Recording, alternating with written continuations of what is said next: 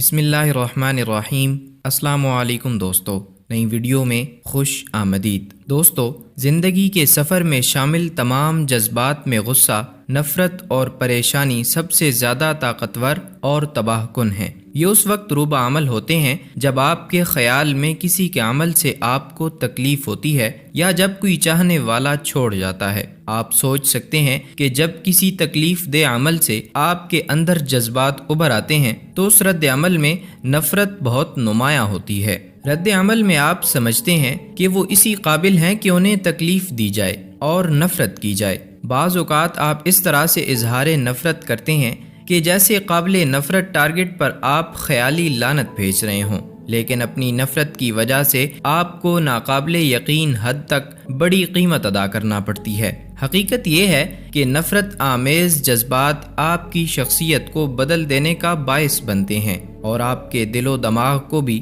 بدل دیتے ہیں۔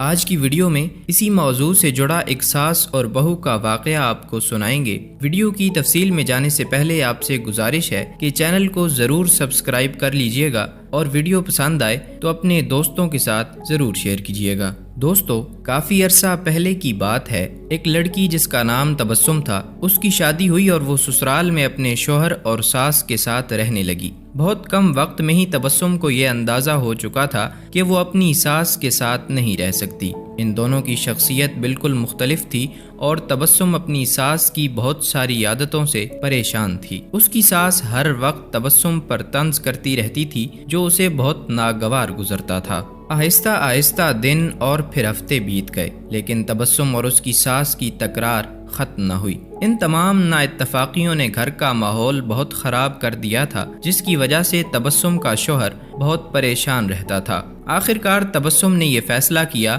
کہ وہ اپنی ساس کا برا رویہ اور برداشت نہیں کرے گی اور وہ اب ضرور کچھ نہ کچھ کرے گی۔ تبسم اپنے والد کے ایک بہت اچھے دوست احمد انکل کے پاس گئی جو جڑی بوٹیاں بیچتے تھے۔ تبسم نے انہیں ساری کہانی بتائی اور ان سے کہا کہ وہ اس کو تھوڑا سا زہر دے دیں تاکہ ہمیشہ کے لیے یہ مسئلہ ختم ہو جائے۔ احمد انکل نے تھوڑی دیر کے لیے کچھ سوچا اور پھر کہا کہ تبسم، میں اس مسئلے کو حل کرنے میں تمہاری مدد کروں گا، لیکن تمہیں ویسا ہی کرنا ہوگا جیسے میں تمہیں کہوں گا۔ احمد انکل ایک کمرے میں گئے اور تھوڑی دیر بعد اپنے ہاتھ میں کچھ جڑی بوٹیاں لے کر لوٹے۔ انہوں نے تبسم کو کہا کہ تم اپنی ساس کو مارنے کے لیے فوری زہر استعمال نہیں کر سکتی کیونکہ اس طرح سب تم پر شک کریں گے، اس لیے میں تمہیں یہ جڑی بوٹیاں دے رہا ہوں، یہ آہستہ آہستہ ان کے جسم میں زہر پھیلائیں گی۔ ہر روز تم کچھ اچھا پکانا اور پھر انہیں کھانا دیتے وقت اس میں یہ جڑی بوٹیاں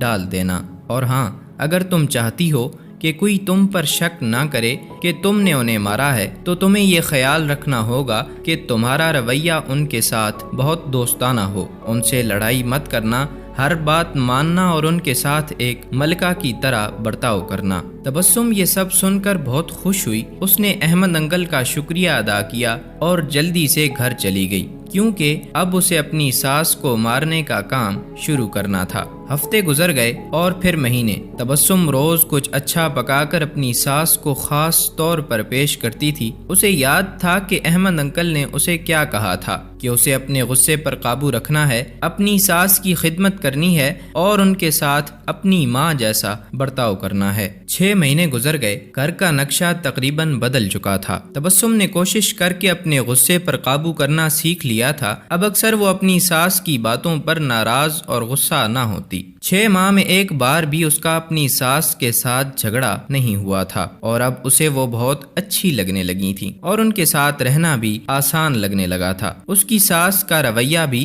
اس کے ساتھ بہت بدل گیا تھا اور وہ تبسم کو اپنی بیٹیوں کی طرح پیار کرنے لگی تھی اور اپنے سب دوستوں کے درمیان تبسم کی تعریفیں کرتی تھیں۔ تبسم اور اس کی ساس دونوں اب ایک دوسرے کو ماں بیٹی کی طرح سمجھنے لگی تھیں۔ تبسم کا شوہر بھی یہ سب دیکھ کر بہت خوش تھا۔ ایک دن تبسم پھر احمد انکل کے پاس آئی۔ تبسم نے کہا کہ آپ مجھے کوئی طریقہ بتائیں کہ کیسے میں اپنی ساس کو اس زہر سے بچاؤں جو میں نے انہیں دیا ہے۔ وہ بہت بدل گئی ہیں، میں ان سے بہت پیار کرتی ہوں اور میں نہیں چاہتی کہ وہ اس زہر کی وجہ سے مر جائیں جو میں نے انہیں دیا ہے۔ احمد انکل مسکرائے اور کہنے لگے کہ تمہیں ڈرنے کی ضرورت نہیں، میں نے تمہیں زہر نہیں دیا تھا، بلکہ جو جڑی بوٹیاں میں نے تمہیں دی تھیں وہ وٹامن کی تھیں تاکہ ان کی صحت بہتر ہو جائے۔ زہر صرف تمہارے دماغ میں اور تمہارے رویے میں تھا، لیکن وہ سب تم نے اپنے پیار سے ختم کر دیا۔ دوستو یاد رکھیے، ہمارا رویہ،